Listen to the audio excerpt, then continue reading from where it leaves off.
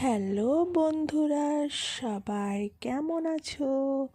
কি করছো এখন?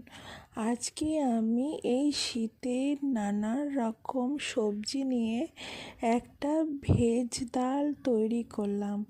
দেখো, এই ভেজ ডালটা খেতে হেভি টেস্টি, কিন্তু কিন্তু সবই খাওয়া যাবে। তুমি রুটিতে খাও, ভাতে খাও, সবে খাওয়া যাবে। দেখো কিভাবে করলাম সব সবজি দিয়ে। তোমরা সবাই দেখো, প্লিজ দেখো।